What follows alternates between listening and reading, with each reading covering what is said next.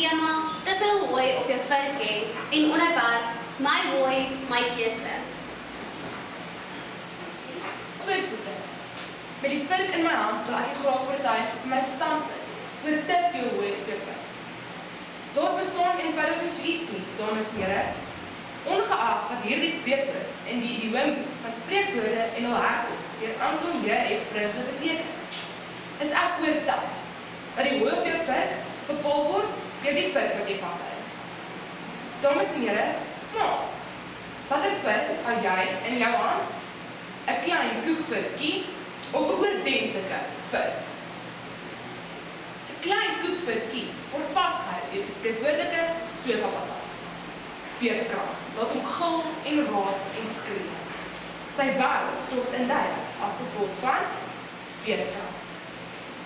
By die nood is dit belangrik om te weet watter hooitjies ek op my vurk te laai. Met ander woorde, dit wat op jou vurk is, maak die verskil. Saai en voorspelbaar of prettig, plesierig, opwindend en propvol avontuur. Dames en here, maats, my lewe is 'n tuimelrit vol opwinding en plesier. En ek weet watter hooitjies ek om op my vurk te laai.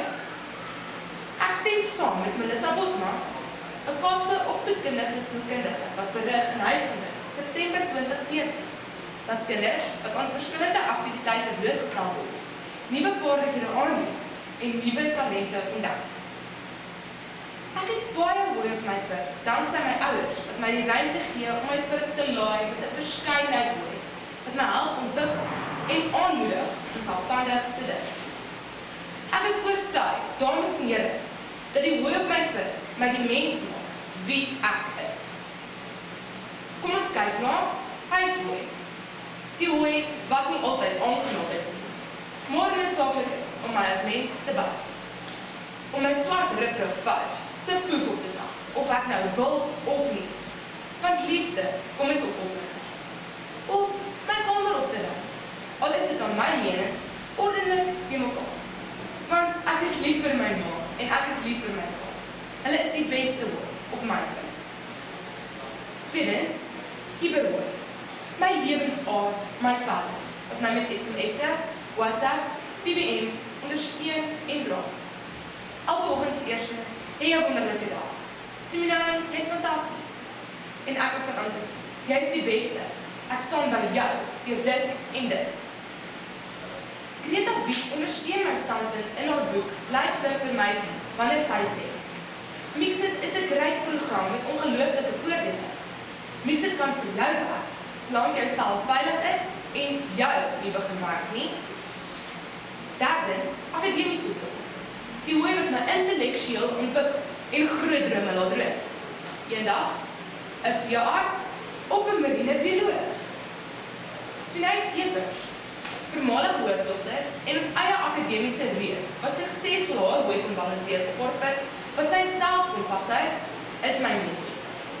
Sy is gekies vir Beeldberaad 2012 en ek ondersteun haar weens lesing. In 'n persoonlike gesprek sê sy, dit wat jy doen, moet jy nou doen en dit so goed as moontlik doen. Eddie Brits bevestig hierdie lewenslesse in haar boek Goeie kinders met karakter, wanneer sy sê, die grootste geskenk wat jy aan jou kinders kan gee, is die verantwoordelikheid en vlakke van onafhanklikheid. Te veel hooi op jou vurk?